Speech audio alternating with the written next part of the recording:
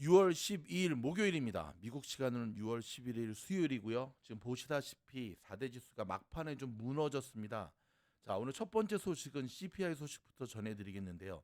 여러분 한 달에 한 번씩 CPI 발표되는 거 알고 어느 때보다 최근 CPI의 발표에 우리가 집중해야 되는 거 알고 계시죠? 자, 오늘 CPI는요. 5월 CPI인데 굉장히 좋게 나왔습니다. 그래서 CPI가 발표되고 난 이후에 시장은 상승의 시그널들을 우리에게 던져 주었거든요. 자, 시장은 트럼프 관세가 이번 CPI 발표 때 어느 정도 영향을 미칠까에 촉각을 곤두세웠는데요. 막상 뚜껑을 열어보니까 트럼프 관세의 충격은 이번에 발표된 CPI에는 별 영향이 없었습니다. 오히려 수개월 뒤에야 본격화된다라고 하는 시그널을 주었거든요. 자, 먼저 요 소식 좀 들여다보도록 하겠습니다. 트럼프 대통령의 관세 충격이 아직 물가에 본격적인 충격을 주지 않고 있는 것으로 분석이 됐는데요. 자, 인플레이션이 관세 충격에 자유로운 것이 아니라 아직 그 충격이 온전히 전달되지 않은 것에 불과해서 안심할 단계는 아니라는 지적입니다. 자, 미국 노동부가 발표한 CPI는 우려했던 것과 달리 트럼프 관세 충격에서 여전히 조금 비껴서 있었습니다. 전월비 0.1%, 전년 동월비 2.4% 상승한 것으로 나타났는데요. 전년 동월비 상승률은 시장 예상치와 같았지만 전월비 상승률은 월스트리트에 추산한 0.2%를 밑돌았습니다. 월별 변동성이 큰 에너지와 식료품을 제외한 근원 CPI는 시장의 예상보다 모두 낮았고요. 4월에 비해 0.1%, 지난해 5월에 비해서는 2.8% 상승률을 기록했습니다. 자, 추산은 0.3%로 2.9%보다 낮았죠. 전년 동월비 기준으로 CPI는 4월에 비해 0.1% 높았지만 근원 CPI는 4월과 같았습니다. 국제 유가는 트럼프 대통령의 관세 전쟁 충격에 따른 세계 경제 둔화 우려와 오페크 플러스의 증산 속에 약세를 보이고 있습니다. 미국의 에너지 가격은 5월 전월비 대비 1% 하락했고요. 특히 휘발유의 낙폭이 컸습니다. 전월비 2.6%, 전년 동월비 12% 급락했습니다. 반면에 식료품과 주거 비용은 전월비 기준으로 0.3%가 올랐습니다. 노동부는 식료품과 주거 비용이 CPI를 끌어올린 주범이라고 설명을 했는데요. 달걀 파동 속에 달걀 수입이 늘어나면서 전월비 가격은 2.7% 하락했지만 여전히 1년 전에 비해서는 41.5% 높은 수준으로 나타났습니다. 미국에 계신 분들 아시죠? 달걀 여전히 가격 높습니다. 의류 물가는 0.4% 내렸습니다. 요즘 옷 잘 안 사 입죠? 자, 인플레이션이 완만한 가운데 인플레이션을 감안한 실질 시급은 5월 전월비 0.3%, 전년 동월비 1.4% 상승했고요.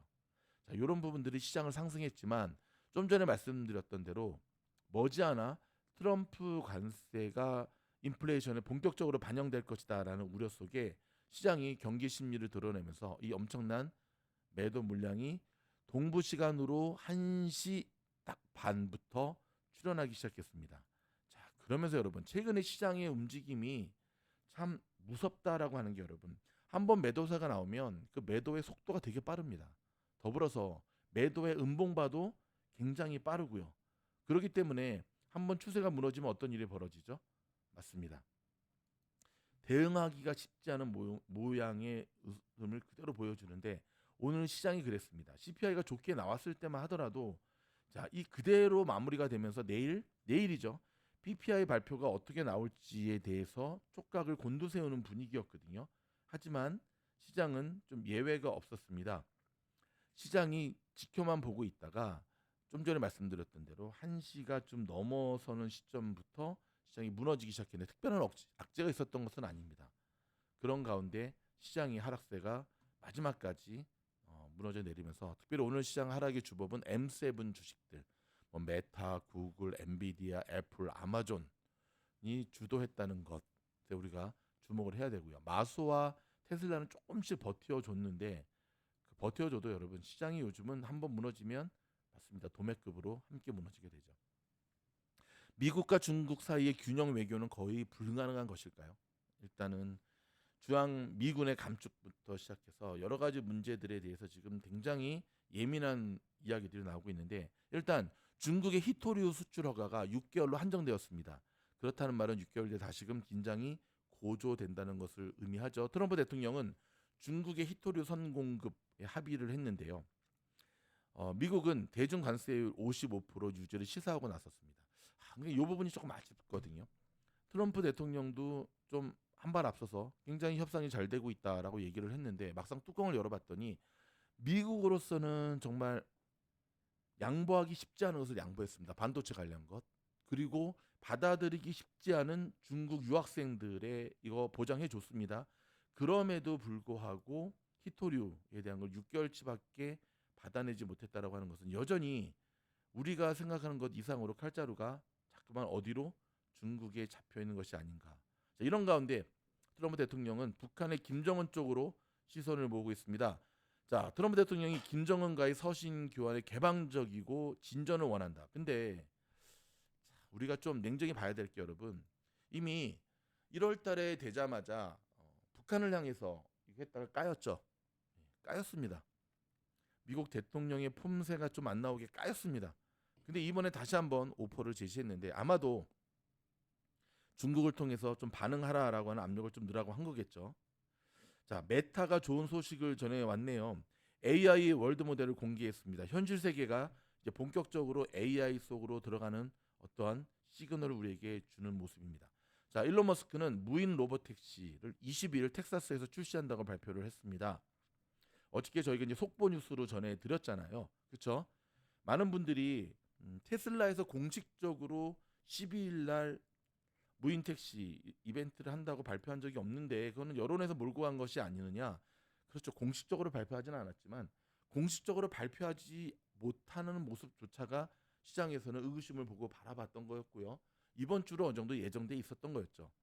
중요한 것은 22일 텍사스로 출시한다고 밝혔는데 이것 또한 확정이 아니라 좀 바뀔 수도 있다라고 하는 뉘앙스를 던져줬다는 겁니다.